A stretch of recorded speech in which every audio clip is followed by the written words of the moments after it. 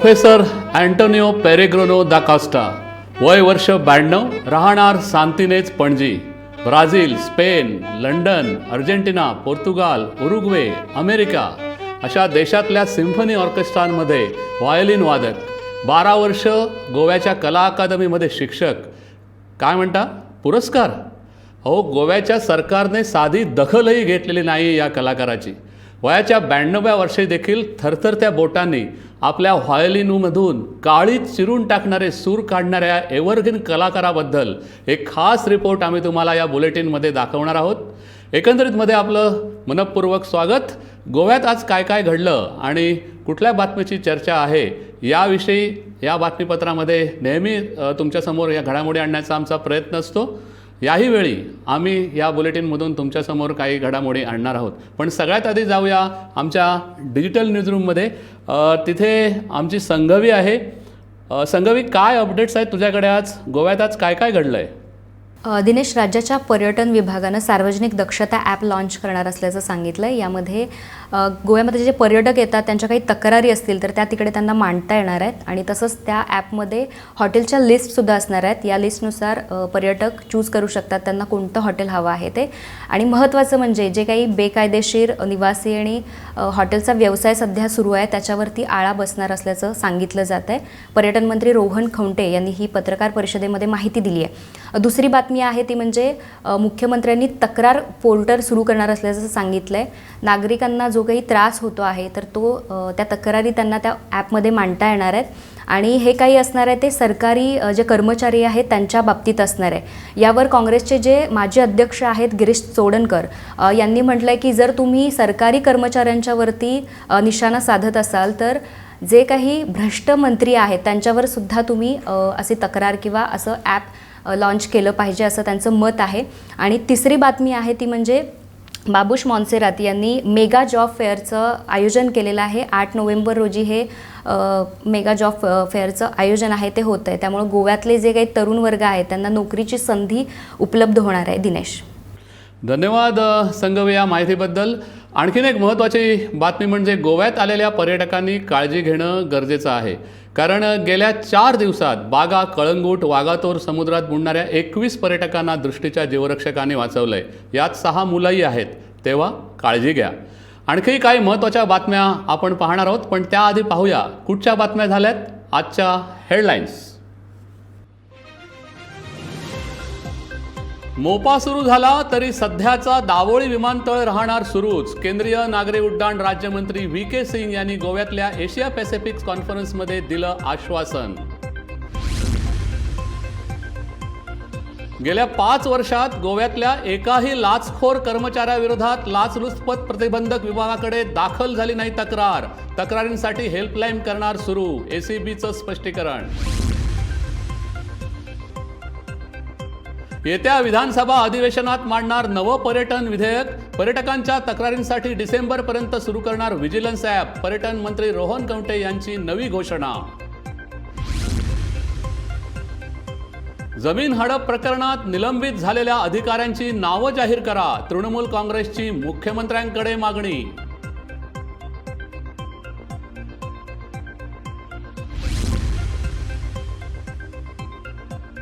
गोमंतकच्या वृत्तानंतर अन्न आणि औषध प्रशासनाला आली जाग. वारदेस तालुक्यात धाडी घालून विक्रीसाठी ठेवलेले तब्बल 748 किलो बोगस काजू केले जप्त.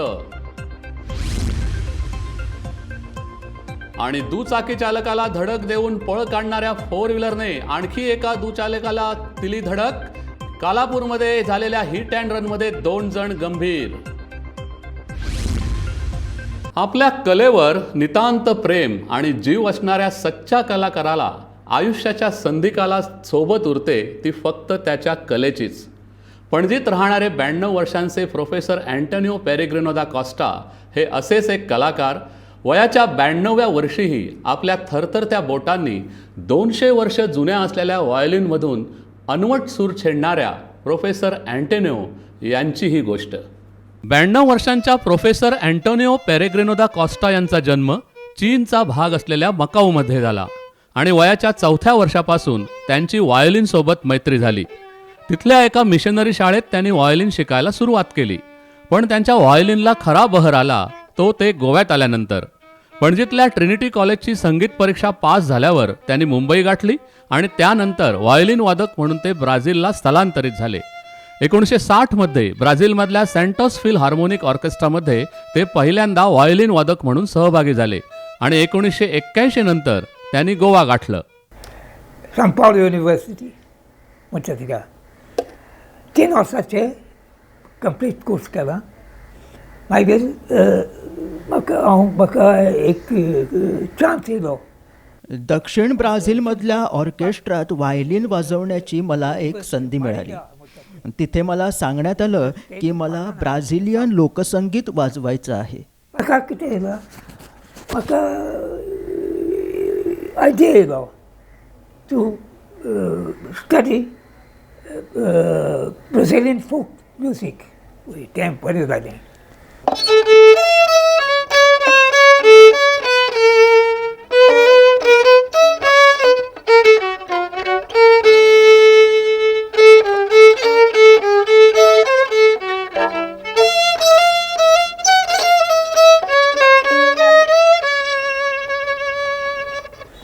मागीर हांव येयलो गोंया येयलो. बस येयलो कित्याक हॉलिडे. काही वर्षानंतर खरं तर गोव्यात सुट्टीसाठी मी आलो होतो. मला परत ब्राझीलला जायचं होतं, पण मला त्यावेळच्या कला अकादमीच्या संचालकांनी सांगितलं की तू इथेच थांब कला अकादमीत. लोर्डीन बार्रेतो तो आसलो डायरेक्टर ऑफ कला अकादमी. त्यानं सांगलं ना ना ना ना तू वचनाका, इगाच राव कला अकादमी गाव. प्रोफेसर अँटोनियो यांनी अनेक देशात व्हायोलिनची साथ केली आणि विशेष म्हणजे त्या देशाशी भारताच्या संगीत संस्कृतीची देवाणघेवाणही केली. गोव्यात 1983 साली झालेल्या चोगम परिषदेत अनेक देशांच्या बड्या नेत्यांना देण्यात आलेल्या संगीत मेजवानीत अँटोनियो यांचा मोलाचा वाटा होता. कला अकादमीन चोगम येयलो. चोगम म्हणजे तूं जाणा इंदिरा गांधी, मार्गरेट थॅचर, ते सगळे येयले गोंयांत. आनी ते म्हटलें आमची कल्चर ऑफ गोवा करुया. मग पळय काय बरें दिसता बरें. गोव्याच्या कला अकादमीमध्ये त्यांनी 12 वर्षांहून अधिक काळ विद्यार्थ्यांना व्हायोलिन शिकवलं. अनेक कलाकार घडवले, पण आजही केवळ व्हायोलिन सोबत जगणाऱ्या या कलाकाराची कोणतीही दखल अद्यापही गोवा सरकारने घेतलेली नाही. इन स्पेन तेमकां कितें आसा मांदो भासो. आमचो Mando is coming from the Basque region, Basque in Spain. स्पेनमध्ये मांदो संगीत वाजवलं जातं. तिथल्या एका गावात एक संगीत कार्यक्रम होता. तिथे मी गोव्याचा मांदो व्हायोलिनवर वाजवला. तेव्हा आयोजकांनी म्हटलं की गोवा असो वा स्पेन, संगीत हे एकच आहे. एक प्रोग्राम आसलेले आनी हांव आमचो गोंयन तो मांदो. ते मांदो इज तूं जाणा काय बरो वय ते मांदो तेमकां बरें. आनी तेजो सोंत घास या तेज इज सम इन्फ्लुयन्स ते म्हणटाय between Spain and Goa also in culture.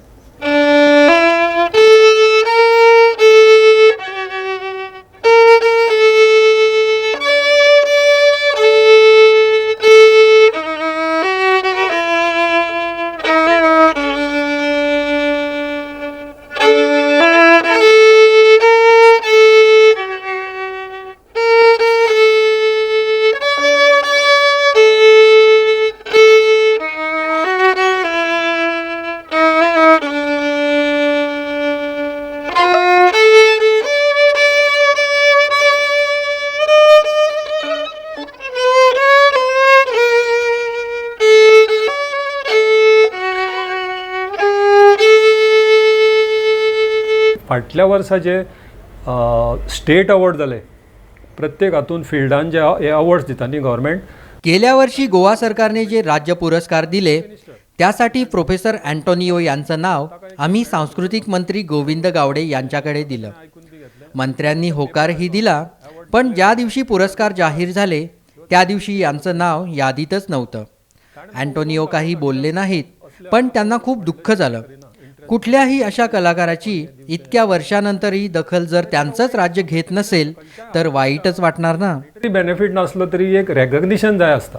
Recognition म्हणजे ताची बूक आसता, ती बूक ताका अजुनूय आसा आनी खंयच्याय आर्टिस्टाक आसची. ह्या एजीचेर जर तो इतलें काम करता जाल्यार state should have taken the cognisance न्ही. आनी ताजो बायोडेटा तुमी वाचा, त्या बायोडेटान तुमकां कळटलें की चोगम जेन्ना जाल्लो 80 to 83 थंय Luizinho Faleiro was the chief minister. ताणी ताका स्पेशल इन्विटेशन दिवन VVIPंक गव्हर्नर हावजान ताका वाजोवपाक आपयल्लो.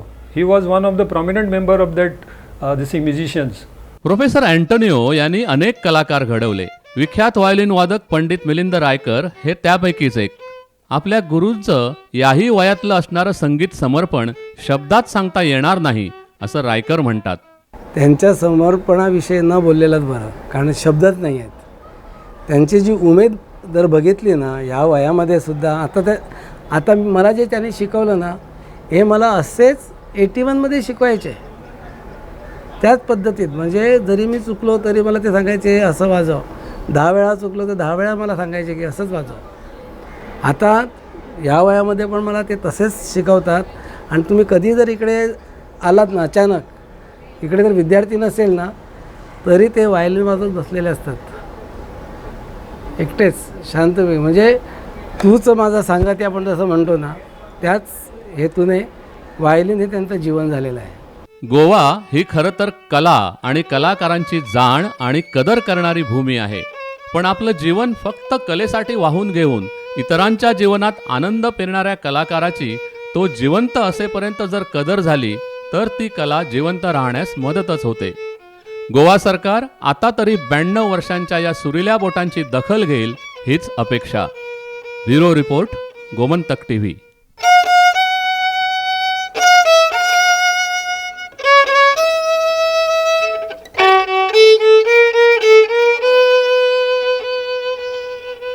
एकंदरीत मध्ये आज इतकंच.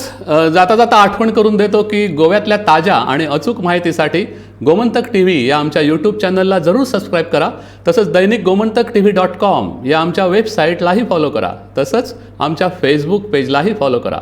धन्यवाद. उद्या पुन्हा भेटूया. शुभरात्री.